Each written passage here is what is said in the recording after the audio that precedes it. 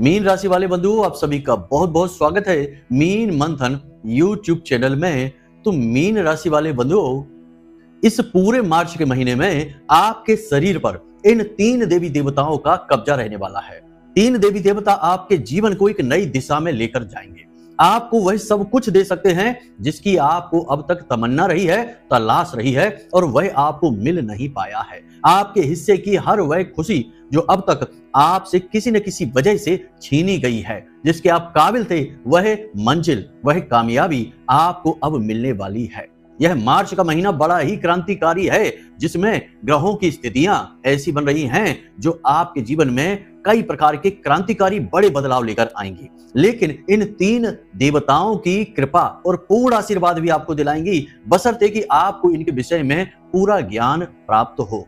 जब आप इन्हें पहचानेंगे ही नहीं तो इनसे आप लाभ कैसे ले पाएंगे। दिव्य शक्तियों की एक विशेष खूबी होती है बंधुओं कि जब हम उन्हें पहचानते हैं, उनका निवेदन करते हैं, आवाहन करते हैं और पूजन करते हैं, तब हमें उनकी कृपा प्राप्त होती है। पुराणों में इसका स्पष्ट उदाहरण मिलता है कि सुदामा जी पूरे जीवन गरीबी में गुजारे। उनकी पत्नी ने उनसे खूब कहा कि जाइए द्वारकाधीश के पास, कृष्ण आपके भाई हैं, बंधु हैं, सखा हैं, बाल सखा हैं, आपकी मदद जरूर करेंगे। लेकिन सुदामा जी नहीं गए, यानी कि भगवान की तरफ कदम नहीं बढ़ाया, उनका आवाहन नहीं किया। तो भगवान श्री कृष्ण भी असहाय हो गए, सब कुछ जानते हुए भी सुदामा जी की मदद नहीं कर सके। ठीक इसी प्रकार यह जो उदाहरण है, यह हमें यह बताने की कोशिश कर रहा है कि सुदामा जी एक साधारण मानव हैं और भगवान श्री कृष्ण नारायण हैं, ब्रह्म हैं। तो ब्रह्म और मानव के बीच का रिश्ता कैसा होता है? जब तक मानव अपनी आकांक्षाओं, इच्छाओं और अभिलाषाओं को त्याग कर भगवान की ओर कदम नहीं बढ़ाएगा, तब तक भगवान भी असहाय होते हैं, असमर्थ होते हैं इंसान की मदद करने के लिए। इसीलिए शायद यह कहावत बनी है कि भगवान भी उसकी मदद करते हैं जो स्वयं अपनी मदद करना जानता है। तो आज का यह कार्यक्रम आपको तीन बड़े देवताओं के बारे में, दिव्य शक्तियों के बारे में बताएगा, जिनका पूरा कब्जा आपके शरीर, आपके जीवन, आपके घर परिवार, आपकी नौकरी, काम धंधे, व्यापार, आपका दाम्पत्य जीवन, आपकी हर एक खुशी पर है। लेकिन आपको इन तीन देवताओं के बारे में कुछ भी नहीं पता है, भनक तक नहीं है। और यदि कहीं से आपको थोड़ी बहुत इनकी भनक मिलती भी है तो आप ध्यान नहीं देते हैं, क्योंकि आपको इतनी गहराई से किसी ने अब तक ये बातें बताई ही नहीं है। शास्त्रों के उदाहरणों के साथ, पूर्ण क्रिया विधि के साथ प्रमाणित करते हुए आज के इस कार्यक्रम में हम आपको इन तीन देवताओं के बारे में बताएंगे। और एक बात कि इन तीन देवताओं के बारे में समाज में किस प्रकार से चलन चल रहे हैं, क्यों लोग इन देवताओं से दूरी बनाते जा रहे हैं, जबकि ये तीन देवता आपको सब कुछ देने की क्षमता रखते हैं। असल में ये तीन देवता बने ही आपके लिए हैं, आपकी वजह से हैं, और आप इनको भूल चुके हैं। आपको इनके बारे में कुछ भी नहीं पता है। तो अब समय आ गया है कि जब आप इनके बारे में सब कुछ जानें, कैसे इन्हें खुश करना है। कहीं कोई देवता आपसे नाराज तो नहीं हो गया? यदि नाराज हुआ तो उसका क्या प्रमाण है, संकेत क्या है? और यदि नाराज है तो उन्हें प्रसन्न कैसे किया जाए? क्योंकि देवता जैसे नाराज होते हैं तो प्रसन्न भी जल्दी हो जाते हैं। वे कोई राक्षस नहीं है, आपको दुखी नहीं करना चाहते हैं। बस आपने उनका निरादर, तिरस्कार कर दिया, उनका पूजन नहीं किया, उनका मान सम्मान नहीं किया, इस वजह से वे आपको छोड़कर जा चुके हैं। यही होती है नाराजगी। बाकी आपका नुकसान नहीं करेंगे वो, परंतु आपके लिए समय पर खड़े भी नहीं रहेंगे। तो कैसे उन्हें प्रसन्न किया जाए? या आपसे नाराज हुए भी हैं कि नहीं हुए हैं? नहीं हुए हैं तो बहुत अच्छी बात है। मतलब कि आज का यह जो ज्योतिषीय कार्यक्रम है, यह ना केवल आपको ग्रह नक्षत्रों के विषय में बहुत ही गहराई से ज्ञान देने वाला है, विस्तार से सब कुछ बताने वाला है, बल्कि आपको इन तीन देवताओं के बारे में भी ऐसी ऐसी रहस्यमयी बातें बताने वाला है यह कार्यक्रम कि आपकी सांसें कहीं भटक ही नहीं पाएंगी। पूरा ध्यान कार्यक्रम पर ही बना रहेगा। लेकिन बंधु, एक बार आपसे हमारा निवेदन यह जरूर है कि अभी आपको कार्यक्रम शुरुआत से अंत तक देखना है। जीवन में बहुत उतार चढ़ाव देख लिए आपने, संघर्ष बहुत देख लिया है, तमाम तरीके की बातें भी सुन ली हैं और कई उपाय और क्रियाएं भी कर डाले हैं। बंधु, हम भी कई उपाय और क्रियाएं बताते हैं आपको, लेकिन हर एक उपाय और क्रिया का व्यवहारिक प्रयोग भी बताते हैं, परहेज भी बताते हैं। क्योंकि बंधु, आधी बात बता देने से जीवन नहीं बदलता, इसीलिए शायद आपका जीवन भी आज तक नहीं बदला है। लेकिन अब चिंता मत करिए, अब आपका जीवन 100% गारंटी के साथ बदल जाएगा, क्योंकि अब आप माई के धाम से जुड़ चुके हैं। अगर अभी तक चैनल सब्सक्राइब नहीं किया है तो जल्दी से कर लीजिए, माई के धाम से जुड़ जाइए। कमेंट बॉक्स में लिख डालिए कि मैं भी माई के परिवार का हिस्सा हूं, और हाँ, पूरे भक्ति भाव के साथ जय मां भद्रकाली ये लिखना मत भूलना, वरना फिर से वही बात होगी कि आपने माई का भी निरादर कर दिया। ऐसा मत करना, ऐसी भूल मत करना, वरना जीवन नष्ट भ्रष्ट होते देर नहीं लगती। दिव्य शक्तियों ने जहां हाथ खींच लिए, मानव अनाथ हो जाता है। शुद्ध अनाथ मानव वही कहा जाता है जिसके ऊपर उसकी संरक्षक दिव्य शक्तियों का साया नहीं है, उसे कोई बचा ही नहीं सकता है। फिर तो वही होता है जो नियति में लिखा होता है, या यूं कह दें कि नकारात्मक ऊर्जाएं उसके साथ करवाती हैं, भूत प्रेत पिशाच उसका शोषण करते हैं। कहने का मतलब यह है कि बंधुओं, वह नरकीय यात्रा से बेहतर है कि आप इस गुप्त ज्ञान को ग्रहण कर लें और जीवन में आगे बढ़ जाएं स्वर्ग की ओर दिव्य शक्तियों के साथ। तो चलिए बंधुओं, अब अपने मूल विषय को शुरू करते हैं। अब जरा ध्यान से सुनिए। कुंडली का आकलन जरूर कराना चाहिए, क्योंकि अगर आप खूब मेहनत करने के बाद भी यदि कामयाबी हासिल नहीं कर पा रहे हैं तो कहीं ना कहीं कुंडली में कोई दोष है, कोई नकारात्मक ग्रह योग है। उसका जब तक निराकरण नहीं होगा, उससे छुटकारा प्राप्त नहीं होगा, तब तक आपको कामयाबी हासिल नहीं हो सकती, उपाय चाहे कितने ही करते रहिए। ठीक है, तो प्रेम से बोलो जय माई की। जय माई की गुरुजी। कभी कभी ऐसा आपने जरूर देखा होगा, समाज में भी, अपने घर परिवार में भी शायद आपने कभी ऐसा देखा होगा कि स्थिति है, इसे जरा अनुमान करके देखिए कि मान लीजिए कि किसी के साथ दुर्घटना हो जाती है, कोई हादसा हो जाता है, कोई बड़ी अनहोनी घटना हो जाती है और उस घटना से वह इंसान बाल बाल बचकर निकल आता है। जब वह इंसान बाल बाल बचकर निकलता है तो जानने वाले लोग, परिवार के लोग जब परिवार के इकट्ठे होते हैं वहां पर उस इंसान के पास, तो क्या कहते हैं, जरा इस शब्द पर गौर करिए। यह शब्द अपने आप में एक बड़ा रहस्य लेकर चलता है। क्या है यह रहस्य, हम आपको अभी आगे बताने वाले हैं, ध्यान से समझिए। लोग कहते हैं कि पता नहीं कौन से देवता सहाय हुए कि इनकी जान बच गई, पता नहीं किस देवता ने मदद की कि इनकी जान बच गई, वरना गाड़ी तो खत्म हो चुकी है, ये हो गया वो हो गया, 50 तरीके की बातें हैं। लेकिन अंत में निष्कर्ष ये है कि किसी देवता ने मदद की, किसी दिव्य शक्ति ने साथ दिया, जिसकी वजह से इनकी मदद हुई और इनकी जान बच गई। अब ये देवता कौन है? क्योंकि यदि हनुमान जी होते तो लोग कहते कि हनुमान जी ने बड़ी मदद की, भोले बाबा होते तो लोग कहते कि भोले बाबा ने बड़ी मदद की, या फिर किसी अन्य देवी देवता की लोगों को आभास होता, अनुमान होता तो लोग उनका नाम लेते। लेकिन इस स्थिति में लोग ऐसा कोई नाम नहीं लेते, लोग कहते हैं पता नहीं किस देवता ने मदद की। अब यहां पर समझिए, वैसे तो सुनने में यह बिल्कुल साधारण वाक्य लगता है, लेकिन एक रहस्य है इस वाक्य के साथ। अब वह रहस्य क्या है, हमारा अध्यात्म इस विषय पर क्या कहता है, इसे ध्यान से समझिए। और एक बात कि इस विषय पर न केवल हिंदू धर्म में बल्कि मुस्लिम में, क्रिश्चियन में और भी जितने धर्म होते हैं, सभी धर्मों में इस विषय पर एक ही मत है, सभी का प्रमाण देते हैं। जैसे कि ध्यान से समझिए कि हमारा अध्यात्म यह कहता है, हिंदू धर्म यह कहता है कि हम कई जन्मों की यात्रा करते चले आ रहे हैं और उन्हीं जन्मों की यात्राओं में से किसी जन्म में हमने किसी विशेष देवी देवता का पूजन किया है, साधना की है, तप किया है। अब साधना का एक विशेष गुण होता है कि यह साधना समाप्त नहीं होती, इंसान जन्म लेता रहता है, मरता रहता है, लेकिन साधना उसके साथ चलती रहती है। और जिस दिव्य शक्ति को साधा गया है इस साधना के माध्यम से, यह दिव्य शक्ति भी हर जन्म में उसके साथ रहती ही रहती है। जी हाँ बंधुओं, लेकिन इस दिव्य शक्ति को पहचाना कैसे जाए? क्योंकि जब पहचानेंगे तभी तो हम उस दिव्य शक्ति का पूजन करेंगे, आवाहन करेंगे, अभिनंदन करेंगे, स्वागत करेंगे। यानी कहने का मतलब यह है कि उस दिव्य शक्ति से हम जुड़ पाएंगे। तो इसके प्रमाण क्या है, हम अभी आपको बताएंगे, संकेतों के माध्यम से बताएंगे। आपको समझना बहुत जरूरी है। यदि आपने उस दिव्य शक्ति से जुड़ गए तो समझिए कि आपकी कई जन्मों की जो साधना है वह सफल हो जाएगी। आपका उस दिव्य शक्ति से जुड़ना, उस देवता से, देवी से जुड़ना बेहद अनिवार्य है, आवश्यक है। पहली बात यह हो गई। दूसरी बात यह कि वह देवी या देवता जिसकी आपने पिछले कई जन्मों में साधना की थी, वह खुलकर आपके सामने क्यों नहीं आ जाते हैं, क्यों नहीं अपने बारे में आपको संकेत दे देते? क्योंकि आपने तो उनकी पिछले कई जन्मों में साधनाएं भी की हैं, तो क्यों नहीं वो आपको संकेत दे देते हैं और आपकी खुलकर मदद कर देते हैं? तो फिर से बात वहीं आ जाती है कि यहाँ पर आपको अपनी तर्क शक्ति, अपनी बुद्धि विवेक का इस्तेमाल करना होगा। देवता खुद बढ़कर कभी मदद करने नहीं आते हैं जब तक कि आप उनकी तरफ 2 कदम ना बढ़ाएं। आप 2 कदम बढ़ा देंगे तो वो 10 कदम बढ़ाएंगे और आजीवन आपके साथ रहेंगे, ये बात निश्चित है। लेकिन पहले आपको ही उन्हें पहचानना होगा।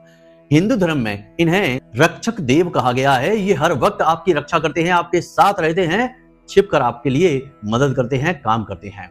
और यही चीज यदि दूसरे धर्मों में देखा जाए तो क्रिश्चियन में इन्हें एंजल कहा जाता है, जो हर इंसान के साथ रहते हैं। और मुस्लिम में इन्हें रब्बी कहा जाता है, जो हर एक की मदद करने के लिए तैयार रहते हैं। कहने का मतलब यह है कि देवी देवता किसी न किसी रूप में हर वक्त साथ रहते हैं। आपने उनकी साधना की है, इस वजह से वे आपके साथ हैं। अब आप उन्हें पहचान नहीं पा रहे हैं। अब ये आपके साथ हैं और छिपकर आपकी मदद करते हैं, खोलकर आपके सामने नहीं आते हैं। इस बात के प्रमाण क्या है? तो ध्यान से समझिए। कभी आपके साथ ऐसी घटना घटी है कि जब किसी ने आपको बहुत बुरी तरीके से चोट पहुंचाई हो, मतलब कि भावनात्मक चोट पहुंचाई हो, आपका दिल तोड़ दिया हो, आप पूरी तरह से हताश निराश हो चुके हो, व्यापार में घाटा दिया हो, कहीं पर धोखा दिया हो, किसी भी प्रकार से आपने जब बेसहारा महसूस किया और अकेले में आप जाकर बहुत रोए, आपका दिल बहुत दुखा, उस समय अचानक से कुछ समय तक तो दुखी रहने के बाद अचानक से आपके अंदर से आवाजें आनी शुरू होती हैं और आप खुद अपना हौसला बढ़ाने लगते हैं और कुछ समय के बाद आप अपने आंसू स्वयं पहुंचकर एक नए आत्मविश्वास के साथ आगे बढ़ते हैं, जैसे कि किसी ने यह कह दिया हो कि डरने की जरूरत नहीं है, सब कुछ अच्छा ही होगा।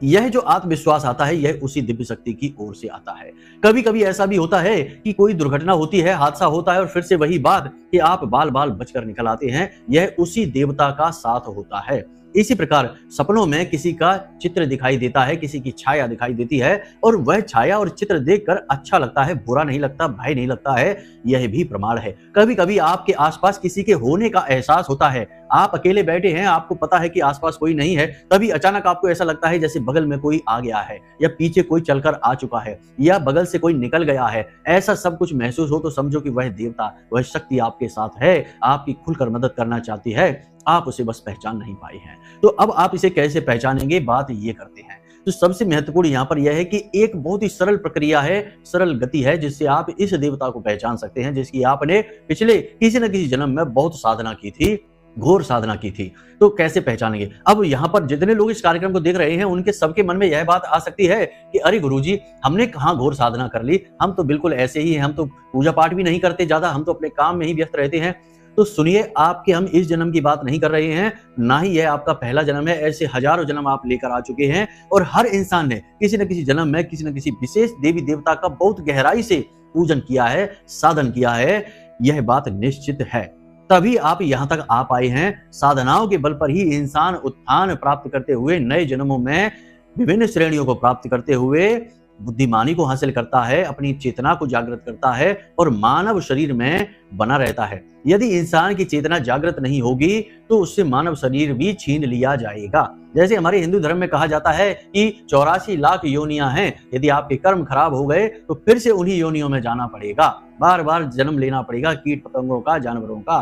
तो मानव योनि में यदि आज भी आप ठहरे हुए हैं तो निश्चित बात है कि आपने अपने कर्म किसी न किसी जन्म में तो बहुत अच्छे किए हैं, किसी को साधा है। और एक बार जो कोई व्यक्ति किसी जन्म में साधना कर लेता है, गहरी साधना कर लेता है, तो फिर उससे मानव देह कभी नहीं छीनी जाती है, अगले जन्म में भी उसे मानव ही बनाया जाएगा। ऐसा कई पुराणों में प्रमाण मिलता है, जैसे कि जड़ भरत का प्रमाण मिलता है श्रीमद् भागवतम में। राजा भरत ही बाद में जड़ भरत बनकर पैदा हुए, हालांकि अपनी एक गलती की वजह से, क्योंकि अब उन्होंने थोड़ी सी मूर्खता दिखाई तो अपना जो तपोबल है वह समाप्त कर दिया, केवल एक हिरण के बच्चे के चक्कर में आकर। तो हिरण का जन्म अवश्य मिला एक जन्म के लिए सजा के तौर पर, लेकिन अगला ही जन्म जैसे ही उन्हें अपनी गलती का एहसास हुआ तो अगला ही जन्म फिर से मानव का उन्हें मिल गया और उसमें वे जड़ भरत के नाम से जाने गए। तो ये शास्त्रीय प्रमाण है जो हम आपको बातें बता रहे हैं। तो बंधु, अब यहाँ पर प्रश्न यह उठता है कि आप इस दिव्य शक्ति को कैसे पहचानें। तो ध्यान से सुनिए, ये क्रिया बहुत ही सरल है लेकिन बहुत ही शक्तिशाली है।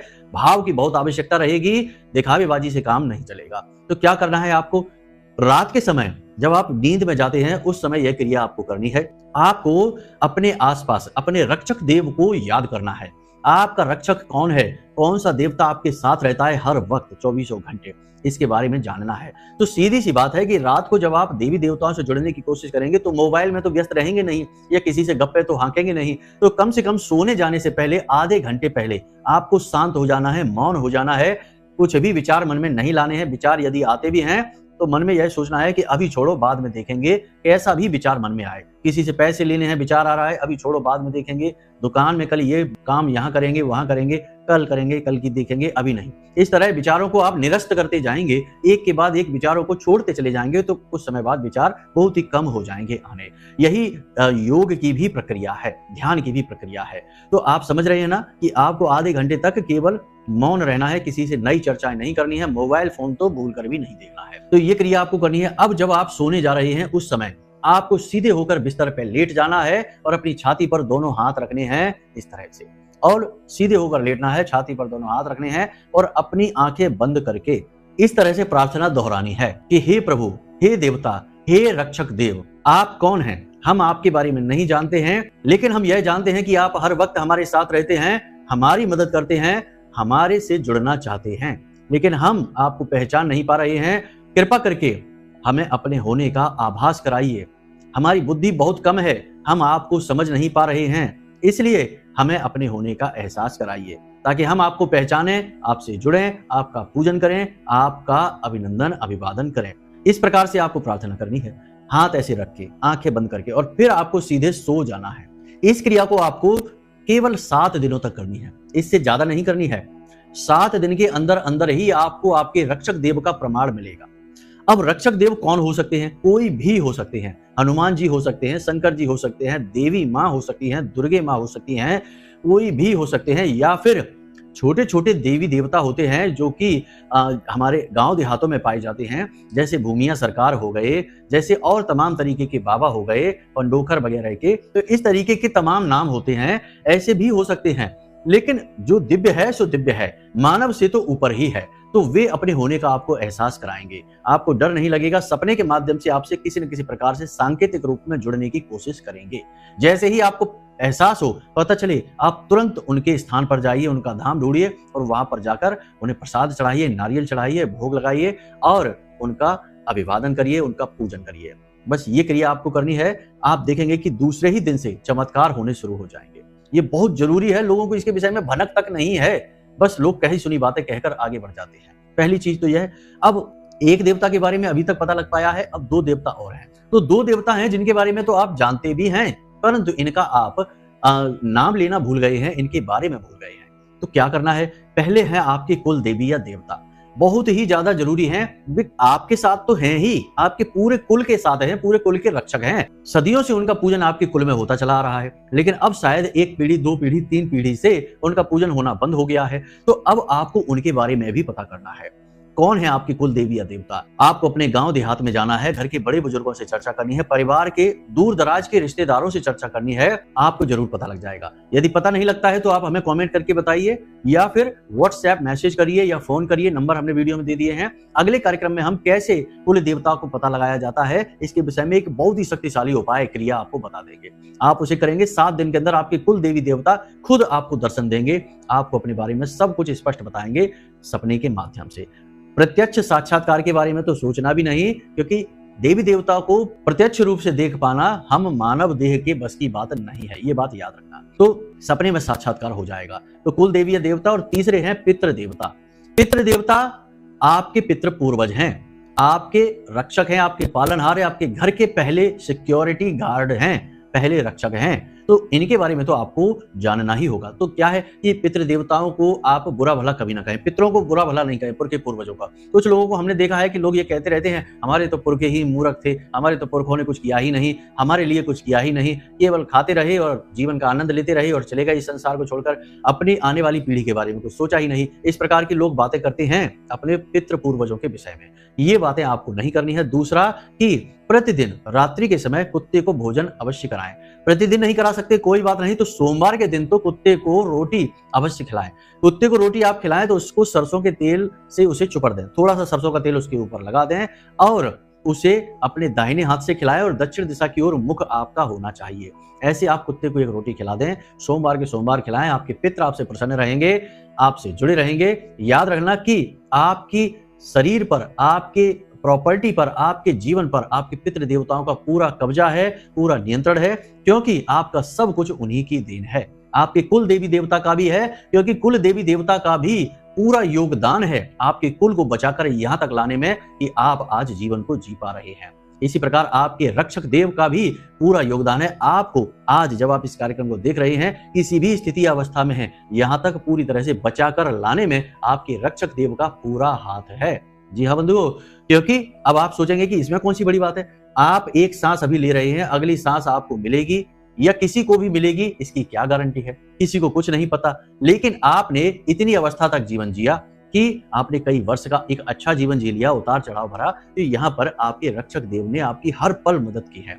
आप विचार करके देखना कि आपके अंदर से जो आत्मविश्वास आया, जो लड़ने की शक्ति आई, जो कुछ कर दिखाने का जज्बा आया, वो कहां से आ गया? आप तो टूट चुके थे, आप तो बर्बाद हो चुके थे, आपको तो धोखा मिल गया था, आप तो मिट चुके थे। फिर किसने आपको खड़े होने की शक्ति दी, किसने आपको लड़ने की ऊर्जा दी, किसने आपको आत्मविश्वास दिया? ये वही रक्षक देव हैं जो अप्रत्यक्ष रूप से हमेशा आपके साथ रहते हैं।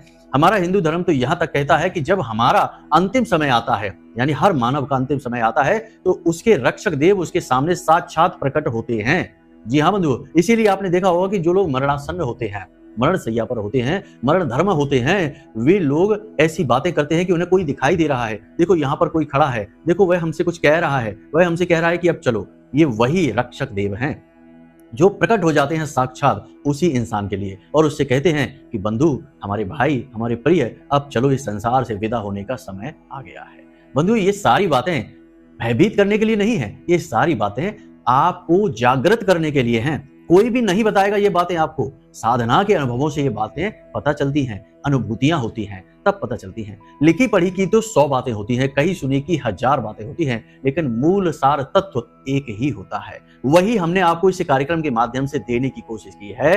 यदि अच्छा लगा हो सब कुछ तो कमेंट में बड़े प्रेम के साथ जय माई की अवश्य लिख देना। माई के धाम से यह कार्यक्रम प्रसारित हो रहा है। हमारी कही हर एक बात की हम पूरी जिम्मेदारी लेंगे और आपसे हम यही कहेंगे कि बस अपने देवी देवताओं से जुड़ जाइए, आपका उद्धार निश्चित है। ग्रह नक्षत्र इस महीने, मार्च के महीने में आपको बहुत कुछ देने को तैयार हैं। बस सकारात्मक ऊर्जा की आवश्यकता है और उद्धार हो जाएगा। एक धमाका होगा कामयाबी का और रातों रात पासा पलट जाएगा।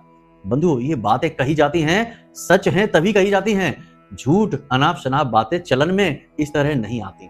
कहावतें भी तब बनती हैं जब व्यवहारिक जीवन में कहीं ना कहीं ऐसा देखा जाता है।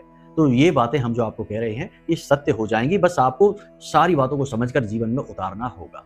चलिए बंधुओं, आज के कार्यक्रम को यहीं पर विराम देते हैं।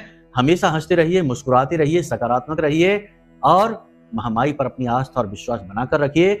यदि आपको कुंडली विश्लेषण कराना है, कोई प्रश्न मन में आए तो नंबर वीडियो में दिया है, फोन करिए, अभी सारी जानकारी ले लीजिए। तो चलिए बंधुओं, प्रेम से बोलिए जय माई की। महामाई आपका कल्याण करेंगी।